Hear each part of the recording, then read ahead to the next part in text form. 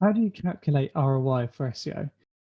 This is a number one question I get asked the whole time, and it's for e-commerce, it's slightly different, especially compared to like B2B or any other sort of SEO. So you got to make sure that you're calculating it fairly, but also taking into account the lifetime values of different customers and things. So we have two different methods. Number one is to actually find out how much revenue you're making per SEO click. So, for example, if you've got 5 sales of £100, let's say it's a total of £500, you then have, let's say, 100 clicks. You then can attribute every single click you get to the website is worth about £5 to you because it's £500 total sales divided by 100 clicks.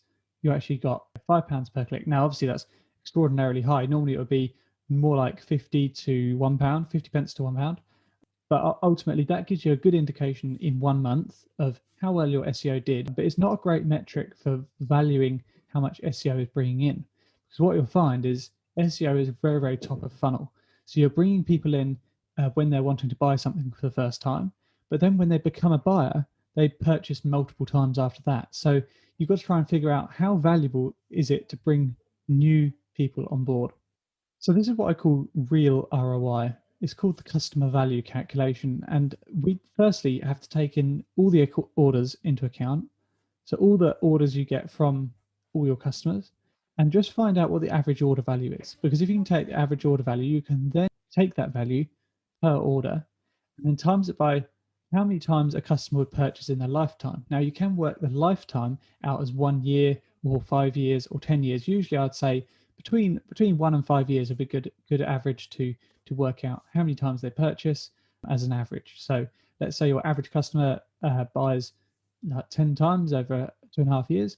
That would be a good average to work on. So you take that 10 times over 2.5 years and you say, right, 10 orders times the average order value gives you the total amount each customer is worth to you. So how much revenue they can bring in as a new customer.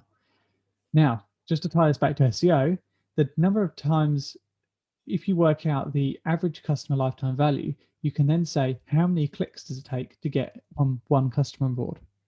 How much is it costing for those clicks? So, for example, if a customer is worth £500 to you over the next year, you can then say it takes about 250 clicks to get that customer. That customer is worth £500. You can then say the average revenue per click or the value of a customer per click is much higher than the sales per click in that month. So it's a much, much more accurate value just to provide exactly how much the SEO is bringing you in terms of new customers that are going to go on and continue to buy from you. So that's how we work out the real ROI or calculating the ROI of SEO. Very interesting method, very, very niche. I haven't really seen this anywhere else at all. Very popular in terms of when we're speaking to customers and we're speaking to e-commerce companies, it seems to be very, very popular, very valuable way to do it.